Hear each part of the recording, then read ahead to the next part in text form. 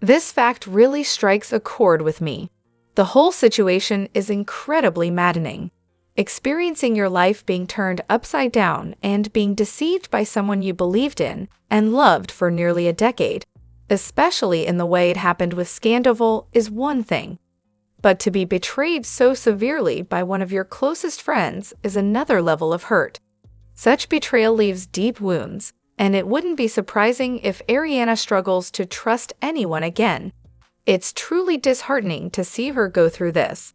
And honestly, being betrayed by your partner of almost 10 years is already devastating. But to then have one of your oldest and dearest friends betray you shortly after, all for the sake of some trivial show, it's unimaginable. I'd find it hard to trust people again after that. I'd probably even consider sending Sheena money on Venmo to cover my therapy bills for years to come. She's proven to be a terrible friend, and I can only hope she finds solace in her friendship with Lala, because she's lost a truly wonderful friend by her actions. And all because Ariana was too consumed by her own grief, navigating the aftermath of the double betrayal, cutting off friends who enabled the affair, and trying to separate her life from Tom's as quickly as possible, to check in on how Sheena was coping and feeling about Ariana's life being turned upside down. How self-absorbed can one person be? Could someone jog my memory? Was Sheena friends with her before joining the show? How did they originally connect? I believe Ariana will eventually forgive Sheena, but it will require apologies from both Sheena and Lala. However, I'm uncertain if Lala will be able to muster up an apology. Sheena might only apologize because she feels she's already losing Ariana. The way Sheena reacted when Ariana was in tears compared to Lala's anger spoke volumes. Sheena sought comfort from the friend she feared losing the most. If she feels secure in her friendship with Lala, she may attempt to reconcile with Ariana again. Hello everyone, welcome back to my channel, Spill Chronicles. It's me, Ramona here. I hope everyone is having a wonderful day. Keep watching, so let's dive into today's video. However, there was a fleeting moment during the reunion when Ariana brought up how this person you brought into our life, and did this to me with continues to drag me, and speak about me publicly constantly, highlighting Rachel's relentless efforts to twist the knife. Throughout the season, Tom's focus on pining for Rachel and their lost relationship felt like a direct blow to Ariana. His storyline revolved heavily around rekindling with Rachel, rather than expressing remorse or sorrow towards Ariana or mourning any part of their relationship. Meanwhile, Rachel was actively sharing content, delving into messy details, and speaking negatively about Ariana. Even when the first Bethany podcast aired, the show seemed more concerned with how it affected Tom than Ariana. The expectation that Ariana should move on while she's in legal battles with both Tom and Rachel, as they both go on press tours and continue to drag her, is utterly absurd. How could anyone expect her to be over it or criticize her for not wanting to be around or speak to Tom? The toll this took on her, compounded by the events themselves, was largely overlooked and disregarded by the entire cast. It's a relief that this season is finally over because the pervasive gaslighting has been draining. And here comes Rachel, spinning Ariana's words to paint herself as the victim. This is Rachel Savannah going rogue, she declares, attempting to deflect from her own actions and portray Ariana as the aggressor, all while demanding compensation. How ludicrous. Tom spending the season pining for Rachel was a further affront to Ariana, especially considering the evident insincerity of his love for her. It's difficult to believe that Sandoval genuinely cared for Rachel. She was merely a convenient option for excitement, lacking any genuine depth or affection in their relationship. His portrayal as a victimized hero is a convenient facade, masking his true nature. As for Rachel's future endeavors post-VPR, it's hard to imagine her podcast being engaging without the show's drama to fuel discussions. If Rachel has any shreds of morality remaining, she'll spend this weekend grappling with shame and promptly drop the lawsuit against Ariana, vowing never to mention her in public again. Additionally, the attempts to garner sympathy for Tom were immediately dismissed by fans, who saw through Lisa's faint concern for his mental well-being, especially given her lack of compassion for Rachel, who was undergoing treatment at a mental health facility. Tom's tearful healing meditation session with Sheena also appeared contrived. Combined with his ill-advised comparison of himself to George Floyd in a February New York Times interview, fans grew tired of his attempted comeback by episode 4. It's unclear when Bravo realized their misstep, but if producer Alex Baskin is as attuned to social media as Sheena, it likely didn't take long. Fans across platforms, from Reddit to TikTok to Twitter, flooded the show's hashtag with one resounding message: Ariana Maddox, you've won our unwavering support. But why did the usual formula that worked for the show in the past fail so spectacularly this season? I have a few theories. Firstly, the audience for season 11 was markedly different from previous seasons. The Scandoval saga attracted many newcomers to VPR, drawn in by the promise of seeing America's sweetheart exact revenge on her cheating ex. When Bravo attempted to redeem a man this new audience reviled, they, much like Ariana, refused to buy into it. Moreover, Tom's deception didn't just betray Ariana. It also betrayed the original core audience, who were most likely to forgive him. While past cheating scandals on VPR were often chalked up to souring relationships, Ariana and Tom's bond was perceived as unbreakable. Their elaborate ruse to cover up the affair, even involving Tom's friend Tom Schwartz, only alienated the audience further. Lastly, the audience in 2024 is more cognizant of past misogyny in the show and desires narratives centered on female empowerment. They wanted to see the women rally around Ariana, akin to Charlotte defending Carrie from Big in Sex and the City. Instead, Ariana was unfairly depicted as lazy and hate-filled, while Sheena and Lala were manipulated into pushing the Sandoval redemption narrative. The result was an almost unbearable season that, despite decent ratings, estranged audiences and squandered the goodwill the show had gained post-Scandoval. The cast relationships are so strained post-reunion that filming is on pause for the summer. Ariana has moved on to hosting Love Island, US, leaving her future with VPR uncertain. Meanwhile, Sheena and Lala are in damage control mode, hoping to salvage their reputations and futures. As for the men, Schwartz is dating a 20-year-old influencer, while Sandoval has gone public with Victoria Lee Robinson, Leonardo DiCaprio's ex. They seem to be faring well, while the women who did their bidding scramble to protect themselves, just as the show always intended. It's utterly bewildering that so much hinged on Sandoval, of all people. The reunion only reinforced his idiocy with his absurd remarks and attempts to rewrite history regarding his relationship with Katie. The producers missed the mark entirely. While Tom faced real-life consequences, his redemption arc on the show felt forced and out of place, especially given the recent revelation of his affair. It was a baffling decision. On the other hand, Lala's tale about Brittany allegedly crossing a line over the nanny or babysitter situation left me scratching my head. I couldn't quite grasp what was so egregious about Brittany texting Lala's mom regarding the shared resource like a babysitter or nanny. Was it because Brittany messaged Lala's memo during the Amazon Live reveal? I failed to see the issue. Couldn't Lala have simply ignored the text or put her phone on Do Not Disturb during an event she didn't want to be bothered at? The whole thing left me bewildered, especially when I saw Lala and Brittany later on the after show, casually chatting as if nothing had happened. I was completely lost. Can someone explain it to me like I'm 5? From my perspective, 1. Lala seems to lack any interesting topics of conversation, so she stirs up dull, petty conflicts with people who consider her a friend. 2.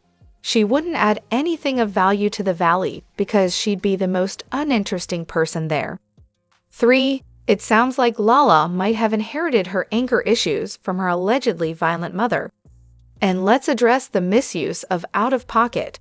I don't think Lala even understands what the phrase means. She seems to be grasping at out-of-line instead. Her repetitive rehearsed lines just make her look foolish.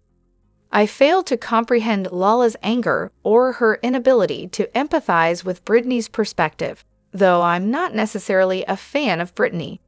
Lala attributes it to Brittany acting Hollywood, but I see it differently.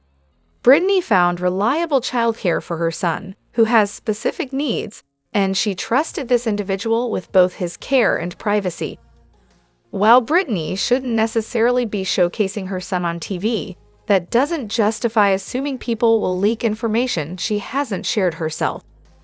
Lala had the option to find similar trustworthy childcare, but instead opted to use the same babysitter. The babysitter agreed. Lala got what she wanted, so why is she so bothered? The babysitter is free to work for whomever. Lala gets what she needs, and Brittany is entitled to wonder what's going on.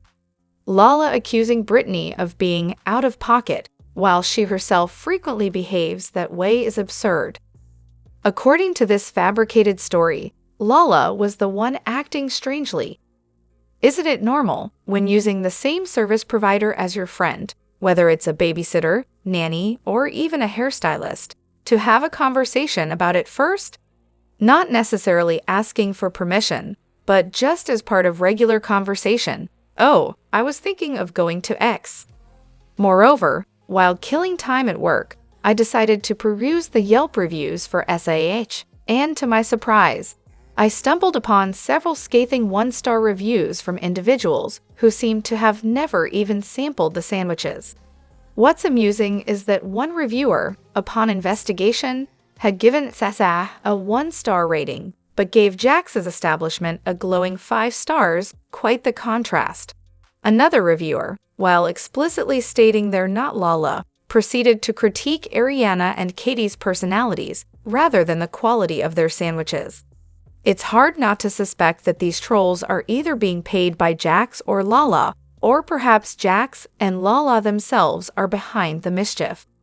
The latest review praising this solid service has me thinking it could be Jax's handiwork. Then there's the comment about the sandwiches tasting like those from a grocery store. Clearly, this person has never experienced the delights of Florida or the South in general, where Publix reigns supreme in the sandwich department. Their offerings far surpass those of Jimmy John's, where your money goes to a big game hunter in Africa, or Jersey Mike's. And what about the troll leaving multiple reviews, seemingly fixated on Jersey Mike's? Are they truly an enthusiast, or perhaps Jersey Mike himself? It's perplexing, considering the names Jimmy John's and Jersey Mike's don't exactly conjure up images of delectable sandwiches. As for the reviewer boasting about quick food service, they fail to recognize that speedy delivery isn't always a point of pride. I, for one, would prefer to wait a bit longer for a fresh, made-to-order meal rather than scarf down something hastily reheated. Lastly, there's a fantastic suggestion for a Sunday brunch concept involving high tea-style servings of sandwiches, cakes, and fruit, accompanied by tea and mimosas, all for a set price with ticketed bookings. It sounds like a dream. Katie and Ariana could mingle with the brunch crowd, topping up drinks and engaging in conversation. I'd be willing to pay a pretty penny for such an experience. On the other hand, what in the world was that Utah-hating, smirking attitude all about? It's reminiscent of Sheena's infamous backup dancer comment. These individuals seem oblivious to the fact that such vibes only come off as authentic when you're genuinely more successful than the person you're trying to shade. It's quite comical, considering I recall reading a few weeks back that Lala could have potentially collaborated with Ariana on a mocktail book instead of missing out on the opportunity. And yet, here we are, but in the most unfortunate way possible. However, it's worth noting that this was merely speculation. there's been no indication of any actual steps towards a collaboration from either party. Just imagine all the productive things she could accomplish if she directed her energy away from hating and towards working for herself. It's perplexing how Lala constantly boasts about her work ethic while simultaneously investing so much time in negativity. One can't help but suspect that someone who's never truly held a job doesn't quite grasp the concept of hard work and perseverance in the real world. As for the idea of LFU collaborating on a mocktail book with Ariana, it's not as straightforward as it may seem. LFU lacks the bartending background necessary to craft creative, non-alcoholic spins on drinks. It takes skill and experience to create mocktails that mirror the taste and presentation of their alcoholic counterparts. While anyone can throw together a few ingredients and call it a mocktail, truly mastering the craft requires expertise that LFU simply doesn't possess. This isn't meant to tear her down. Rather, it's a recognition that she may be out of her depth in such a venture. However, attention. Regardless of how Ariana and Tom's relationship was portrayed on the show, they were still deeply committed life partners. They attended couples therapy, shared a home, and Ariana was even considering freezing her eggs to preserve the possibility of having children together. In a life partnership, there may be periods of difficulty or even turmoil, but that doesn't diminish the commitment they made to each other. Even if their relationship had its challenges, they actively chose to stay together every day, reaffirming their commitment regardless of the ups and downs. And let's not forget, Ariana has contributed much more to the show than just her relationship with Tom. Her presence has clearly been valuable enough for their contracts to be renewed repeatedly. The fact that they purchased a house together, a decision influenced by Tom's desires, further solidifies the seriousness of their commitment. However, it's disheartening that Tom later used equity from their shared home for his own ventures, and then downplayed the longevity of their relationship. The only scenario where the nature of their relationship would matter is if Tom hadn't cheated and simply ended things with Ariana. But his infidelity changes the entire dynamic, making him unequivocally in the wrong. It's crucial to understand that people on reality shows are entitled to privacy, even if they choose to share aspects of their lives on television. The only issue arises when they're hypocritical or sanctimonious about it. Ariana and Tom may not have been entirely transparent about their relationship, but that doesn't justify Tom's deceitful actions. Even if they weren't completely open about their relationship's challenges, lying about infidelity is unequivocally wrong and harmful. It's understandable that Ariana would feel profoundly affected by having to fake a relationship for so long. Such deception can deeply affect one's sense of self and perception of reality. When truth is obscured, it's challenging to see the situation clearly. In summary, regardless of how their relationship was depicted on the show, Ariana and Tom's commitment to each other should be respected. Tom's betrayal and subsequent attempts to downplay their relationship only serve to compound the hurt Ariana has experienced. Drop your thoughts in the comment section below. Do you agree or disagree? Don't forget to like, subscribe, and hit the notification bell for more updates. Your opinions matter, and I will see you in the next video. Thank you.